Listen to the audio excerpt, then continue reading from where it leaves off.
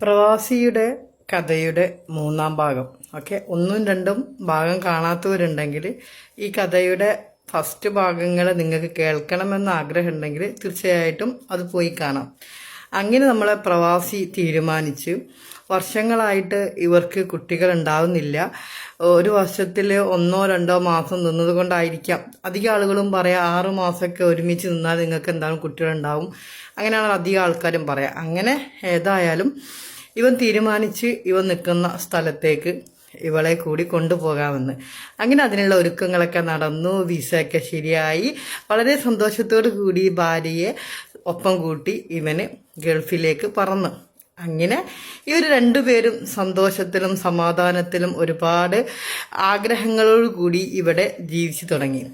ഇവിടെ ജീവിച്ചിട്ടും ചികിത്സകൾ നടത്തിയിട്ടും കുട്ടികൾ എന്ന ഒരു അതിലേക്ക് എത്തിപ്പെടാൻ പറ്റിയില്ല. കുട്ടികൾ ഉണ്ടാവാൻ ബുദ്ധിമുട്ടുള്ള കുറച്ച് കാര്യങ്ങളുണ്ട്.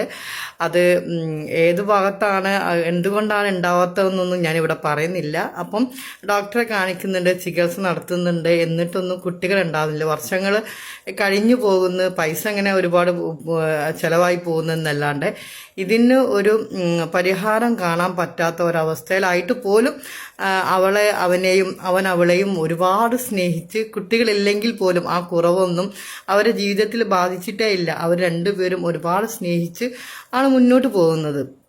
അങ്ങനെ ഇവൻ പറഞ്ഞ് ഒരു കാര്യം ചെയ്യുക, കുട്ടികളില്ലെങ്കിൽ നമുക്കൊരു വീട് ആവശ്യമാണ് എന്ന് പറഞ്ഞ് നാട്ടിൽ സ്ഥലം മേടിച്ച് ഒരു ചെറിയ വീടൊക്കെ വെച്ച് ഉഷാറായി. അങ്ങനെ അവളോട് പറഞ്ഞു, ഇനി ഏതായാലും ഈ നാട്ടിൽ പോയി നിൽക്ക്, ഞാൻ കുറച്ചുകൂടി ഇവിടെ നിന്നിട്ട് നമ്മളെ കടയൊക്കെ വീടിയിട്ട് ഞാനും ഇൻഷാ അല്ലാഹ് നാട്ടിലേക്ക് നിൻ്റെ കൂടെ നിന്ന് നമുക്ക് ബാക്കിയുള്ള കാര്യങ്ങളൊക്കെ അവിടെ നിന്ന് ചികിത്സയൊക്കെ നടത്തി നമുക്ക് കുട്ടികളുണ്ടാവുക എന്ന് നോക്കാമെന്ന് പറഞ്ഞ് അവളെ ഫ്ലൈറ്റ് കയറ്റിയിട്ട് കുറച്ച് മാസങ്ങൾ കഴിഞ്ഞപ്പോഴാണ് ഇവന് ഇടിയും മിന്നലും ഒറ്റയടിക്ക് അടിച്ചെന്ന പോലെയുള്ള ഒരു കഥ ഇവൻ്റെ ജീവിതത്തിൽ ഉണ്ടാകുന്നത്.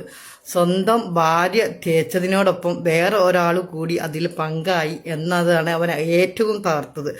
അവിടെ നിന്നുള്ള കഥകൾ നമുക്ക് അടുത്ത വീഡിയോയിൽ പറയാം. വളരെ വിഷമകരമായ ഘട്ടങ്ങളിലൂടെയാണ് പാവം ചെക്കൻ കടന്നുപോയത്. ബാക്കിയുള്ള കാര്യങ്ങളൊക്കെ നമുക്ക് അടുത്ത വീഡിയോയിൽ പറയാം. ഓക്കെ.